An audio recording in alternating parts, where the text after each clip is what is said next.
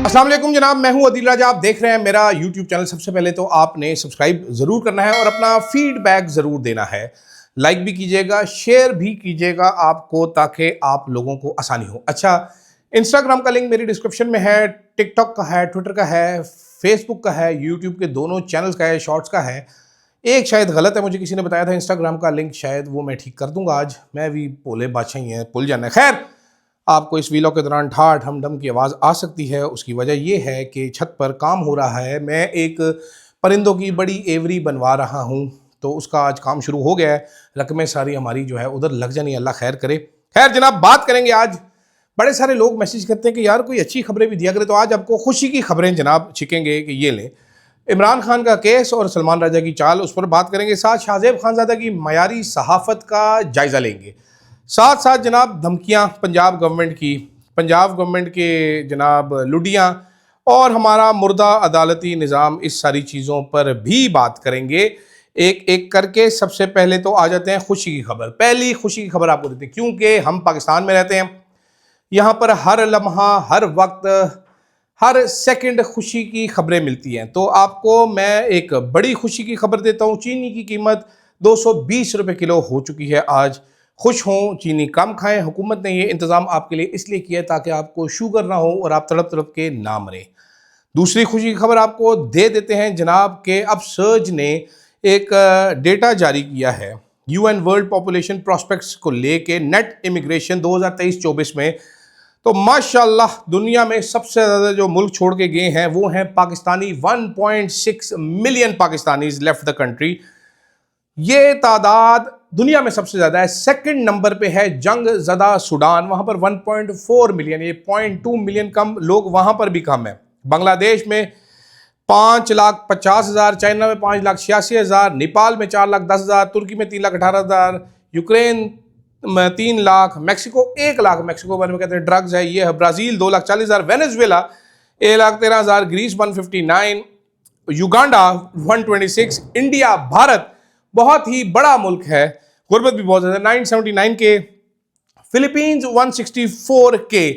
ये जनाब आज की आपकी सबसे बड़ी खबर है और ये मेरे लिए बहुत खुशी की खबर है कि 1.6 million Pakistanis chose a better life. आप भी इस वैसे वीडियो का टाइटल होना चाहिए था पाकिस्तान से जिंदा भाग।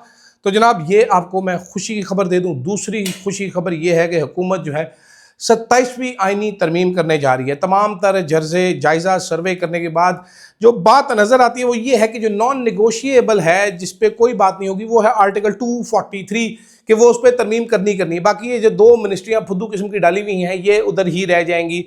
NFC अवार्ड पे भी कोई बहस हो जाएगी, पीपल्स पार्टी राज़ी हो जाएगी। चंद चीज़ें इसमें यूजलेस सी हैं, वो डाली ही इसलिए गई हैं ताकि उस पर पीपल्स पार्टी अड़ जाए और बिलावल का माचो मैन इमेज बन जाए कि मैंने 18वीं तरमीम की हिफाजत की। वरना इट इज़ ऑल अबाउट जनाब वाला क्या उसको कहते हैं 243। आर्टिकल 243 में पहली तरमीम नहीं होगी, इससे पहले भी 8वीं तरमीम के टाइम पे ज़िया-उल-हक साहब ने तरमीम की थी।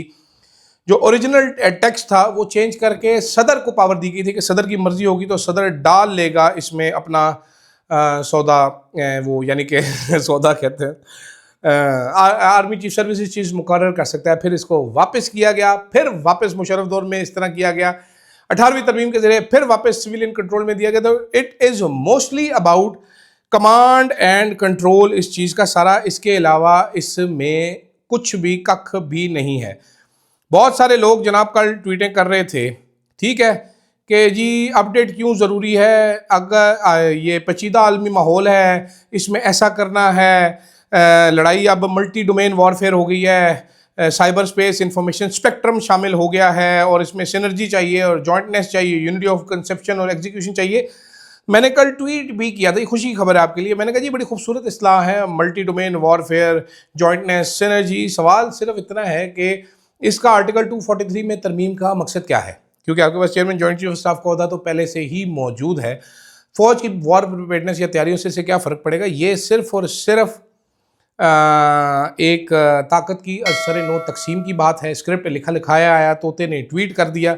इसके अलावा इसमें ना कोई हकीकत है ना ही कोई हकीकत हो सकती है, ठीक है। खुशी की खबर यह भी है कि जनाब एक नई आईनी कोर्ट बन जाएगी। हुकूमत के तमाम केसेस उस कोर्ट में चला करेंगे जहाँ से हुकूमत को हर वक्त रिलीफ मिलेगा।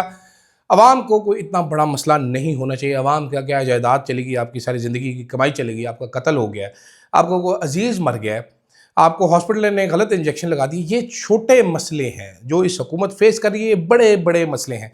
लेकिन खुशी की खबर ये भी है कि जनाब पूरी हुकूमत, उसके तमाम टाउट्स, तमाम पैराफर्नेलिया, सारे इदारे मिलके एक शख्स को रोकने के लिए लगे हुए हैं। ये सारी कानून साजी इमरान खान के लिए की जा रही है, उसको रोकने के लिए की जा रही है, जो कि इस टाइम एक पावर का जगरनॉट है, रोका नहीं जा रहा अवामी ताकत के ज़रिए, बयानिया नहीं बन पा रहा, जैसे फरजाना अली साहिबा ने कहा। दूसरी तरफ इमरान खान के ट्वीट्स का केस था, सलमान राजा साहब पेश हुए, उन्होंने कहा सर मुझे तो मुलाकात ही नहीं होने दी जा रही। जस्टिस ताहिर अब्रार साहब ने कहा हमने तो ऑर्डर कर दिया। उन्होंने कहा सर किधर ऑर्डर किया? उन्होंने कहा आपने अप्लाई नहीं किया। उन्होंने कहा मैंने अप्लाई कर दिया, मुझे ऑर्डर दे दें। उन्होंने कहा अच्छा मैं अभी ऑर्डर करता हूँ, आपकी मुलाकात करवाइए। लार्जर बेंच का ऑर्डर मानता नहीं है सुपरिटेंडेंट अडयाला जेल, बहुत तगड़ा आदमी है superintendent Adiala jail, power of the world है उसके पास, वो ही मैन है। ये देखें ऊपर ईंटें फेंक रहे हैं, मुझे लगता है मेरे सिर पे लग रही है। तो वो ही मैन किसी का पावर मानता नहीं। लेकिन सलमान राजा ने सक्सेसफुली डिफ्लेक्ट किया, मेरे बाल कैसे हुए, सलमान राजा ने सक्सेसफुली डिफ्लेक्ट कर दिया केस, आज का इधर उधर कर दिया।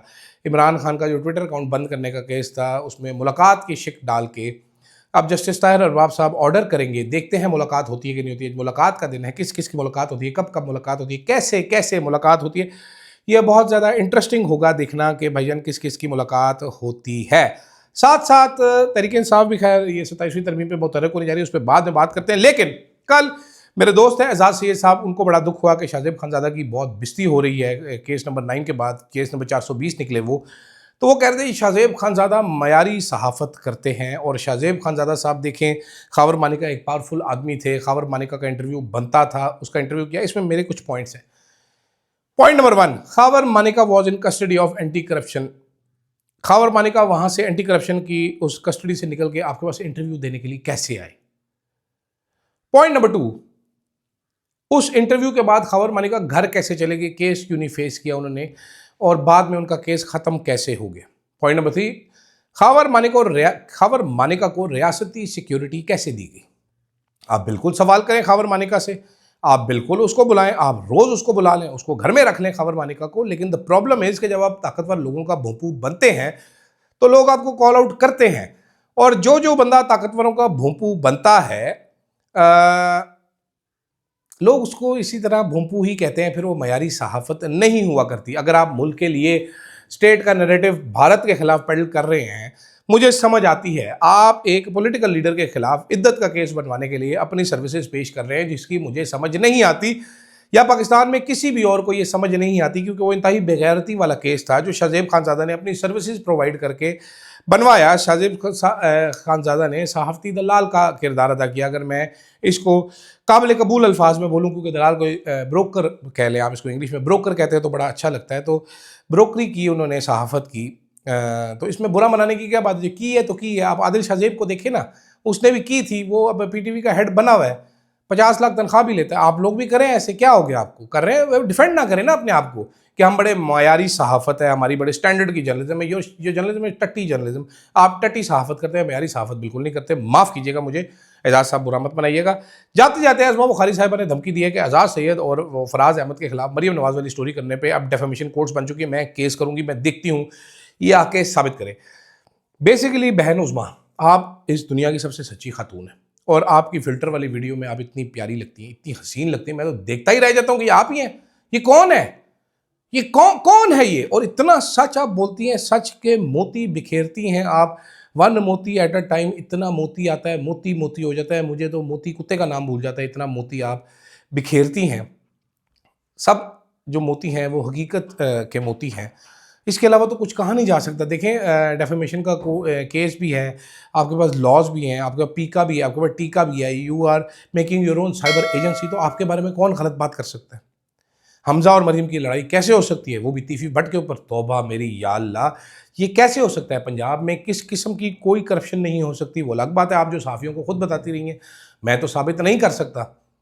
हाँ जी, it's your word against their. जिस तरह फलक जावेद को आपने गलत केस में फंसाया हुआ है, फलक जावेद ने कोई वो तस्वीर नहीं फैलाई थी, लेकिन आपने फंसा लिया क्योंकि आप बॉस हैं। आप हमें भी कल को फंसा सकती हैं। हमारा तो ये देखो, तू इट्टा मार ले, कुदरत मैंने इट्टा मार रही है कि मैडम अज़मा के ख़िलाफ़, हेलो अज़मा के ख़िलाफ़ आपने कोई गलत बात नहीं करनी।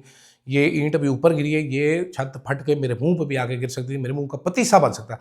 तो ओवरऑल भाईजान बात ये है कि हमारे सियासतदान एक बार फिर आड़ू बनने के लिए तैयार हैं। एंड में इनके हाथ में रह जाएगा ठुठू, जिसको आजमा बुखारी साहिबा कहती है बाबा जी का ठल्लू, ठुल्लू। तो ये ठुल्लू जो है ये बिलावल साहब के हाथ में भी होगा, नवाज शरीफ, शहबाज शरीफ, मरीम नवाज, आजमा बुखारी के हाथ में भी एक छोटा सा ठुल्लू होगा। ये सब वो ठुल्लू लेके फिरेंगे। और ये बाबा जी का ठुल्लू कोई बुरा वर्ड नहीं है, क्योंकि आजमा बुखारी बारहा ये यूज़ करती थी। तो मैंने उनसे ये बोरो किया, इस्तार लिया कि बाबा जी का ठुल्लू जो है ना ये उनके हाथ में रह जाएगा। उसके अलावा कुछ नहीं। तहरीक इंसाफ तो अपने हिस्से की मार खा रही है, आधी होगी, बैटल हार्डन होगी, गैंडे जैसी उनकी खाल हो गई है। आप लोग जो नरमो नाजुक हैं, जिनकी कमर में दर्द पड़ता है, प्लेटलेट्स कम होते हैं, दिल घबराता है, उल्टी आती है, आप फ्राइंग पैन से कपड़े इस्त्री करने की तैयारी रखें, क्योंकि ये जो चक्की आप बना रहे हैं ये चक्की वापस आके आपको ज़रूर पीसेगी।